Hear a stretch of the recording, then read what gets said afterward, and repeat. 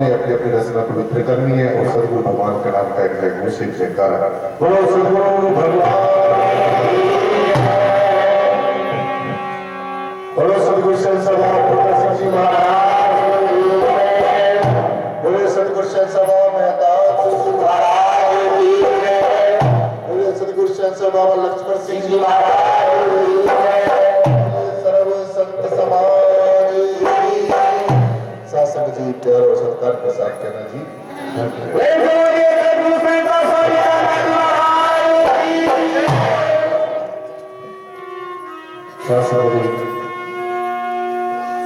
सबसे पहले तो आज जैसे सभी महापुरुषों ने आपके समक्ष अपने अपने विचार अपने अपने जीवन का अनुभव रखे, तो सर्वप्रथम नए साल के लिए 2014 शुरू हुआ है और 2013 जिसको हम अलविदा कहते 2014 में प्रवेश कर चुके हैं। तो सबको ये जो नया साल है 2014 में, इस नए साल के आगमन पर इसमें प्रवेश करने के लिए सबको निराकारी जागृत मिशन और निराकारी जागृत मिशन का शासन प्रशासन की ओर से यहाँ पर मेरे समक्ष बैठे हुए प्यारे प्यारे बच्चे, नौजवान साथी, बुजुर्ग और समक्ष बैठे मातृशक्ति, सबको नया साल बहुत बहुत बहुत बहुत मंगलमय हो, बहुत बहुत मुबारक हो। सो आज हम यहाँ पर ज्ञान चर्चा करने के लिए आए हैं, परमेश्वर के बारे में जानने और जनाने के लिए आज यहाँ पर आए हैं। जैसा कि मेरे से पहले बोलने वाले प्रवक्ता ने आपको बताया है कि आज का जो सत्संग है हमारे बहुत ही प्रिय और निराकारी जागृत मिशन के सत्संगों में और भी अनेकों कामों में उनका बहुत ही तन से मन से और धन से योगदान शासन गिरा है। आप सभी महापुरुषों को पता है। अपने महापुरुष दिनेश जी जो दिल्ली के रहने वाले आज हमारे बीच में शरीर रूप में नहीं है, लेकिन हमेशा हमेशा के लिए महापुरुषों का और उनके सारे परिवार का, आज उनकी जो धर्म पत्नी है और उनकी बेटी और उनकी माता, जितने भी उनके परिवार के सदस्य आए हैं, आज इसमें उनका भरपूर शासन योगदान रहा है। और आज का जो ये मेरे ख्याल में जो लंगर की व्यवस्था है, जो भंडारे की व्यवस्था है, ये भी अपने महापुरुष दिनेश जी के परिवार वालों ने की है। तो सभी प्रवक्ताओं ने महापुरुषों के बारे में बताया है कि महापुरुष दिनेश जी एक परम ज्ञानी, आत्मदर्शी और गुरु घर के बहुत ही प्रिय सेवक होते थे, शासन बजे। आज हमारे बीच में वो शरीर रूप में नहीं है, तो हमेशा हमेशा के लिए हमारे सबके साथ है, हमारे दिलों में है। तो जैसे बहनों ने भाइयों ने सबको बताया है कि महापुरुषों का जो जीवन होता है, दाता राम जी ने आपके सामने कितना सुंदर एक बहुत अच्छा शब्द रखा है, जिसमें उन्होंने आपको बताया है कि ये जो मनुष्य का जीवन है ये सूर्य की भांति है। जैसे सूर्य निकलता है, सवेरे उदय होता है और शाम को अस्त हो जाता है, दिन होता है, फिर दिन के बाद में रात होती है और उस रात के बाद में फिर दिन हो जाता है और उस दिन के बाद में फिर रात हो जाती है। ऐसे ही जो इंसान संसार में आया है, जिसने ये पंच भौतिक शरीर धारण किया है, जिसका जन्म हुआ है, उसने शासन जी इस नश्वर शरीर को एक दिन जरूर छोड़ना है। ये एक ऐसा परमेश्वर का आकार का सिद्धांत है, एक ऐसी कटु सच्चाई है कि जितने भी संत महापुरुष, पीर पैगंबर, औलिया, अवतार इस धरा के ऊपर आए हैं अपना अपना संदेश देकर, और जितने जितने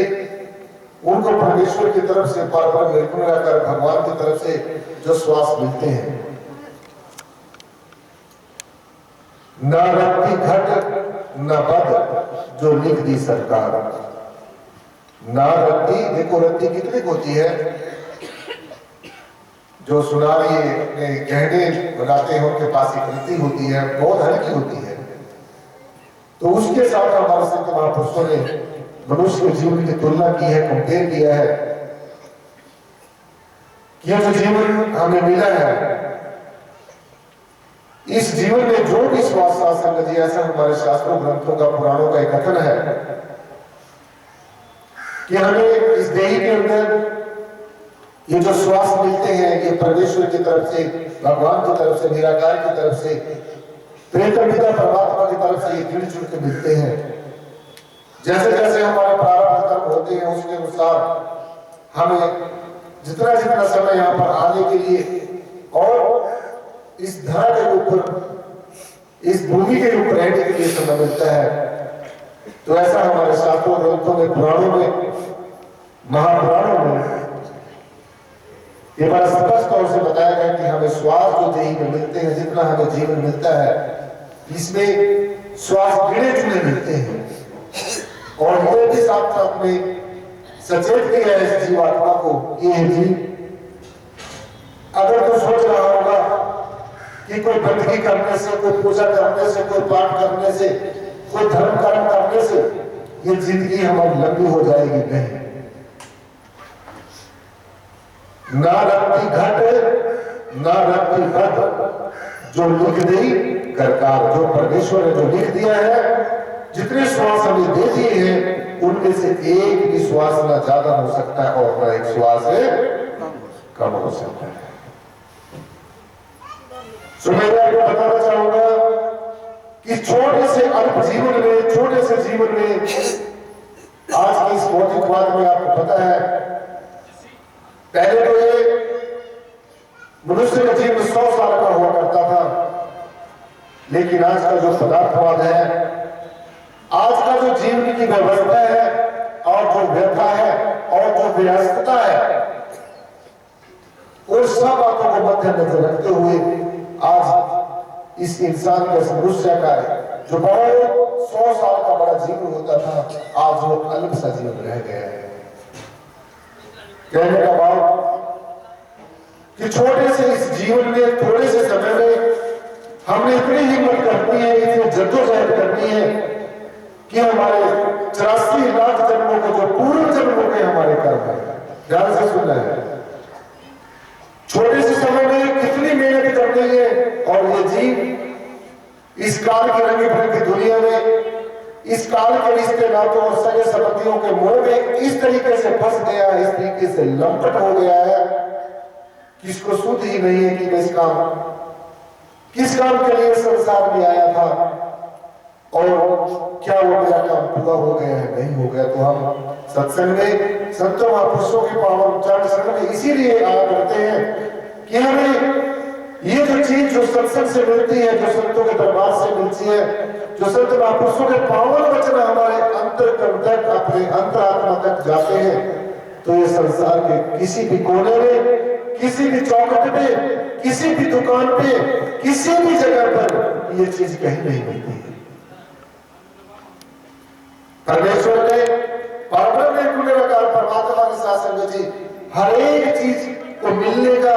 एक जगह निश्चित की हुई है। हम स्कूल कॉलेज में अपने बच्चों को भेजते हैं, वहां से वो पढ़ाई सीखते हैं, अक्षर ज्ञान की शिक्षा लेते हैं। जब तक बेटियां हमारे परिवार में रहती है, उनका जीवन कुछ और होता है, और जब वो अपने ससुराल में चली जाती है, उनका जीवन कुछ और जाता है। ऐसे ही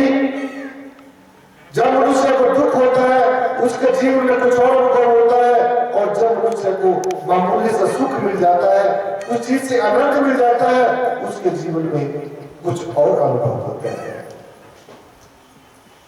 कहने का भाव, ये जो जीवन बदलता रहता है, निरंतर ये जो बदलता हुआ जीवन है, ये जो गतिमान, जो हर समय हर क्षण जो चलता हुआ संसार है, संसार की छोटी सी परिभाषा बताई,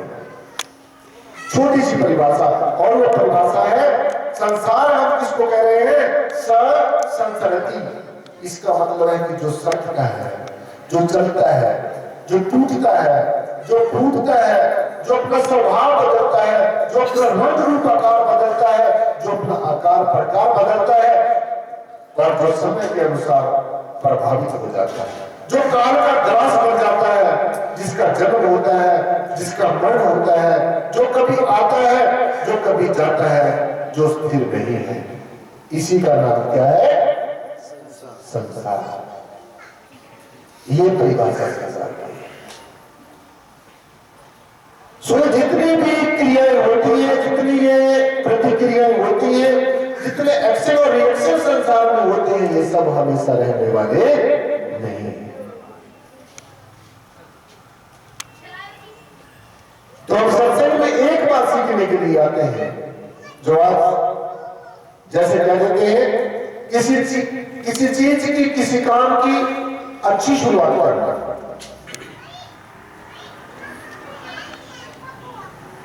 किसी काम की अच्छी शुरुआत अगर हम कर लेते हैं तो ये समझ लेना कि हमारा जो सवाल, वो प्रॉब्लम, वो हमारी जो मुश्किल है, वो आधी सॉल्व हो जाती है, आधी का उसका समाधान हो जाता है। मतलब कि आज जो नए वर्ष में हम सब ने प्रवेश किया है, 2014 में हम सब ने प्रवेश किया है, आज हमने यहां से एक ऐसी सीख लेके जानी है और 2014 की ऐसी शुरुआत करनी है कि इस साल में जो हम 2013 में नहीं कर सके, उसके कई कारण रहेंगे। 2014 में हम कोई ऐसे कार्य नहीं कर सके तो जो हमने माने होंगे, तो सोचे होंगे, विचारे होंगे, लेकिन किसी कारणवश हमारे सपने साकार नहीं हुए होंगे, तो उन सपनों को साकार करने के लिए परमेश्वर ने हमें 1 साल का मौका और दे दिया है। और सबसे जीवन का पहला और सबसे जीवन का अंतिम जो काम है, रिश्ते नाते बनेंगे, रिश्ते नाते छूटेंगे, संसार की चीजें प्राप्त होगी और संसार की चीजें हमारे से जुदा भी होंगी। ये प्रकृति जिस तरह से हमें कुछ दे रही है, किसी दिन न किसी दिन उसी तरीके से हमारे से वापस मिलेगी। तो सब परमेश्वर के परब्रह्म निर्गुणाकार भगवान के इस प्रकृति के आभारी है, ऋणी है कि प्रकृति ने, परमेश्वर ने, निराकार भगवान ने हमारे आने से पहले ही हर एक चीज हमारे लिए व्यवस्थित की है। देखो कितना कृपालु है भगवान, कितना दयालु है परमात्मा। लेकिन ये जीव इस संसार के आसक्ति में आकर बच जाता है और जो चंचल और जो चलायमान मन है, इसकी उहापों में फंसकर ये सच्चाई से फिर दूर होना चला जाता है। संत महापुरुष समय समय के अनुसार परमेश्वर परब्रह्म निर्गुणाकार परमात्मा संतों का रूप धारण करके स्वयं सृष्टि के ऊपर आता है। भगवान कृष्ण ने अर्जुन को पावन उपदेश देते हुए कहा कि जब जब धर्म की हानि होती है, जब तक अत्याचार बढ़ता है, जब इस सृष्टि के ऊपर ये जीव दुखी होता है, तो पहले तो मैं अपने संतों महापुरुषों के तरह तरह के रूप, तरह तरह का ज्ञान देकर उनको भेजना है। लेकिन इस जो परमात्मा के, वैसे तो सभी सब परमेश्वर के प्यारे होते हैं, संसार में हर एक तरीके के संतों की जरूरत होती है। कोई संत महात्मा हमें पूजा पाठ करना सिखाता है, कोई संत महात्मा हमें देवी देवताओं के बारे में बताता है, कोई संत महात्मा हमें कोई रीति सीधी शक्ति का ज्ञान देता है। क्योंकि ये जो ब्रह्म ज्ञान है, ये जो नाम दान की जो दीक्षा है, जो कितने बड़ी चीज सदगुरु हमें देता है, नाम। आज वही चीज आपने सीखनी है, वो नाम क्या चीज है। संसार के अंदर कितने भी आप किसी को माया दे दो, कितना भी किसी को अन्न का दान कर दो, किसी को आप अपना संसारिक चीजों का दान कर दो, लेकिन जो नाम दान है, जो सदगुरु से सिवाय, संतों से सिवाय हमें वो दान कभी कहीं पर नहीं मिल सकता। नाम का दान, नाम रसायन दात है पूरे सदगुरु पास। रसायन, रसायन किसको कहते हैं? औषधि को, दवाई को। जैसे हमारे शरीर को कोई रोग लग जाता है तो उसका निवारण औषधि से होता है, लेकिन आत्मा के ऊपर जो जन्म जन्मांतरों के चढ़े हुए जो करते हैं, जो आवरण है, जो संस्कार है, जो हमारे जाने जाने में हुई जो कर्म है, जिसको आप जिसने आत्मा को चारों तरफ से घेर लिया है और ये जीव ये समझने लग गया है कि मैं हूं, आत्मा का विस्मरण कर दिया, भूल गया कि मेरे से ऊपर भी कोई है। ये मन, ये जीव अपने आप को श्रेष्ठ समझना शुरू कर दिया। तो आज हमने इस भटकते हुए मन को, इस चंचल और चलायमान मन को, जो जगह जगह पर हमें गिराता है, जो जगह जगह पर भटकाता है, जो जीव को जगह जगह पर उड़ाता है, जो जीव को जगह जगह पर तरह तरह के अगल करके दिखाता है, इस मन को समझाना है कि ये मन तो समझ जा, तो मान जा, तो पहचान ले अपने आप को कौन है। भगवान जी ने कहा अर्जुन, जब अर्जुन ने भगवान श्री कृष्ण से सवाल किया कि हे मधुसूदन, मुझे कृपा करके बताओ कि संसार के अंदर ऐसी कौन सी चीज है जो हमेशा रहती है, जो अजर है, अमर है, अविनाशी है, और उसको कैसे जाना जा सकता है, कैसे प्राप्त किया जा सकता है। तो जिसको आप परमात्मा को ढूंढने के लिए तरह तरह के पूजा करते हैं, मंत्र करते हैं, आरती करते हैं और भी तरह तरह के धार्मिक कृत्य करते हैं, ये करने कोई बुरी बात नहीं है। जैसे एक हमारी को बहन बेटी होती है, जब वो कवाली होती है, कोई श्रृंगार नहीं करती, उसका स्वरूप कुछ और होता है, और जब उसकी शादी हो जाती है, वो फिर श्रृंगार करती है, तो उसका स्वरूप उससे अच्छा लगता है, प्रभावी लगता है,